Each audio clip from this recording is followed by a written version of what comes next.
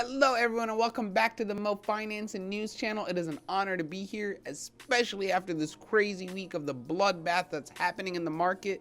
But let's not focus on the negatives. Let's learn about the market so we can have a better financial plan as this continues for the next coming months, or we just don't know how long. So just be smart and process what you're gonna do and make sure you have a plan prior to just taking these risks. Now, the point of this video today is just to kind of go over the pros and cons about being paid in cryptocurrency. And if you are new here, please do me a favor and consider subscribing and hit that bell button to get new notifications. No! What are you waiting for?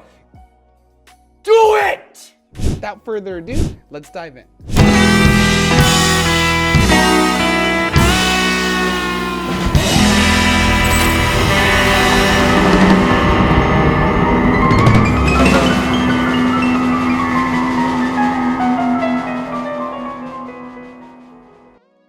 So in the past few years, the world has gone through what you'd call a crypto hysteria, and the cryptocurrency has had a tremendous impact on the world, ranging from like the economy, education, and employment.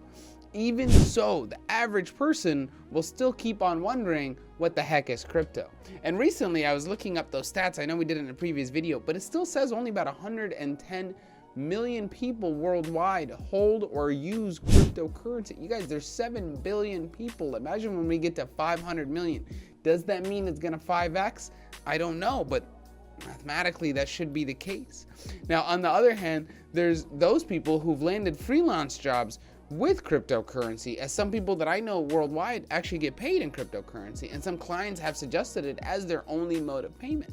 People really like that because it's convenient and fast and it's easy. I actually like paying some of our outsourcers out of the country with crypto because it makes it simpler for them to access it. They don't have those governing laws giving them issues, and it's easy for me to list it on my expenses because I see the number and you can always find the blockchain. If you are new to crypto, I understand. Please do watch some of my older videos. I've got some information. There's also a lot of great resources out there explaining what cryptocurrency is, what it does, and why we use it and why we like it. Now, before you start using crypto as your main source of payment, let's kind of dive in and figure out some of these pros and cons and make sure that I give you enough information to where you can make your own well-informed decision by knowing all of the pros and cons of using crypto for payment. Now, first, let's talk about how it works. First and foremost, it would be most important to get a pretty decent understanding, you guys, of how crypto works. So unlike the normal centralized currency, crypto was designed to be decentralized. What that means is that it lacks a singular governing body that is responsible for it. So there are several advantages for this. One, it is difficult to forge crypto transactions. Therefore, there are very low risks of counterfeiting. I did a previous video before of how corporations are now using NFT, which is part of the crypto world, as their way of protecting themselves from people stealing from their sweepstakes or winning things. So crypto can be used for many other variations, and in this specific thing is to protect for counterfeiting. Now, then there are transactions, then also the transactions are anonymous. Unlike like the use of a credit card or a check, like if I give you a check, it's got all my info listed, account number, bank number. In this, it can be used anonymous.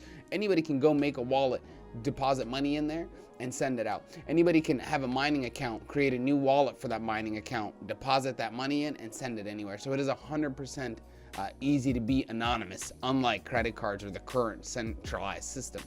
All right, now that you kind of have a rough idea of how it works, let's talk more about the pros and cons of crypto, and just so you know how to apply it to your situation, because everybody's situation is different. So just be cautious of that, everybody. So let's talk about the pros, right? So pros of crypto and why being paid in it is nice. One, it's faster transactions around the globe. So I'm originally from Stan and I've got family out there, and it's 10 times easier to send them a little bit of Bitcoin rather than trying to send them $1. So cryptocurrency is 10 times, I threw that number out there, I don't know, but it is much faster than using a bank or a transfer or a check. Generally, you have to wait for these payments to be processed before receiving the money, where in the crypto world, they don't need to be because the crypto will process that. So the miners or whatever algorithm they're using will process the transaction, and that's all that's needed. Where in this case, let's say I write you a check, my bank has to get it, or your bank gets it, hits up my bank, checks if the money's in there. If it is, approves it, then it sends it, and that can take days.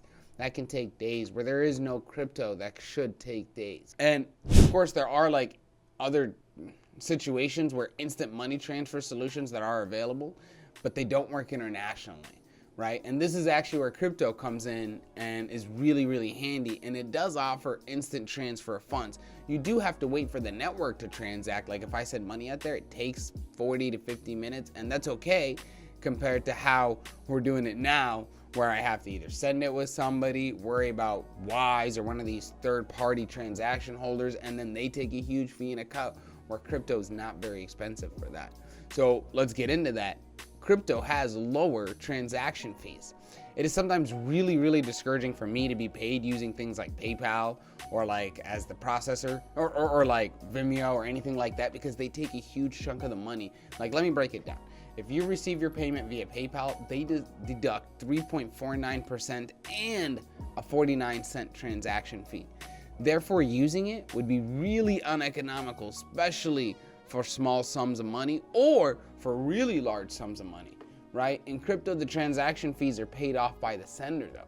So like if I paid you $50, you'll receive the $50. I will have paid $50.20, depending on the transaction fee. And the reason that is because in the crypto world, there is no middleman that processes the payment like the banks do, or will sometimes like the third party like PayPal, and that's why they have the justification to charge these higher transaction fees. Where crypto really gives you full control over your funds in both quantity and time, as previously discussed, you guys. So higher payment security would be reason number 3. Credit cards and debit cards have a really, really high rate of being targeted by fraud. In the 2020 pandemic, I think it was more than like 60% or just a high number of credit cards. I can't find the stat, but it was a very, very high number of credit cards that got hacked. So credit cards are easy to have those issues. And as you guys know, there's worldwide scammers that are always attacking, trying to find your credit card, trying to call and trick you into giving them that information because they can use it to buy anything. Sure, you have the capability to call the credit card place and let them know, hey, this wasn't my transactions, but now that doesn't always work. It takes weeks, sometimes months for them to run their investigation. So I don't know. I don't necessarily think that that's the safest method. I personally refuse to use a debit card because I'm afraid of somebody stealing it. I do only use credit cards, and I'm very, very limited about where I use them online and where that information is put. So that's a big thing when it comes to security. Now, another thing I really like is the blockchain has the full ledger. So like right now, if I send you an Ethereum transaction, you're going to be able to go in, see the hash, see exactly who sent it, when, how much. And I think that's the key to making crypto better, because it gives that free anonymity, right? And lastly, in terms of speed, so let's summarize it. So in terms of speed, cost, and security of these transactions, cryptocurrency is commendable. However, there are a little bit of drawbacks, and let's talk about those. So the first con, and the most annoying con, is it's very volatile, right? We haven't figured that out yet, and what that means is, as you guys saw yesterday, the day started with Bitcoin at 40K, 39K, and today it's at 35K. So it's very, very, very volatile. And this specific case, if I had sent you money yesterday and you had kept it in Bitcoin to today, you would have already lost 10% of the income sent. That is the problem. The negative to that is that the volatility sucks if you're receiving the money and wanting it to go up and it goes down. But on the other end, it's positive, because if I send you it to, let's say I had sent it to you today at 35K and tomorrow it goes up to 40K, well, now you're up 10% from what I had sent you. So it's one of those things where it's a double-sided sword, right? A double-edged sword. You're going to get stabbed either way, but sometimes you'll benefit, sometimes you won't. So that's just something to think about when you are using it for that. Another thing is insufficient regulation. Some countries actually have Bitcoin or some of these currencies banned. Like if I had somebody working in India, I would not be able to send them money because currently they do not allow that. So regulations worldwide change country by country, continent by continent, heck, even state by state in some places. So that is really, really important to understand when you're sending it. Also, there is no FDIC insurance because it is crypto, and that's kind of a negative, especially in like America. But with all those negatives, there's also some of those positives. So the question is, should you get paid with cryptocurrency? And there is no definite answer to this, you guys. Everybody's situation is different, right?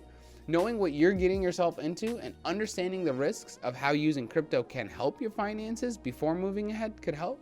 Once you're also well versed in the knowledge of it and understand the fees and the transaction and the time, then you should start considering some of your payments in crypto and then investing some of those profits into there, right? Like if you had a job that you're getting paid in crypto and you're not utilizing that money and you're able to let it just kind of grow, because over time I do believe crypto will grow. Like I said in the beginning, you guys, there's only 100 million people that currently use crypto. Imagine when we get to 500 million people, and there's 7.9 billion people in the world right now. So the math is crazy, and it will continue growing, even with some of these downtrends. But you guys, if you think about it, everything is on a downtrend right now. The world is looking like it's getting into a recession. And you know, as long as you have a backup plan and have thought it through, and also was very cautious, as I mentioned in my previous videos, about your entries and exits for crypto, you should not have to be struggling in this volatility. And if you can, watch my previous video where I really kind of go in depth about stomaching the volatility and why I'm doing it and some of my strategies for doing it. All right, well, thanks you guys. I hope this information was really helpful. I hope it got through to some of you and it can help you guys adapt some of your plan. Anyway, thank you so much for watching. Please again, consider to subscribe, like the video below. I love hearing your comments. Please do not hesitate. Email me questions, ideas. Thank you guys so much. And thank you for watching the Mo Finance and News channel.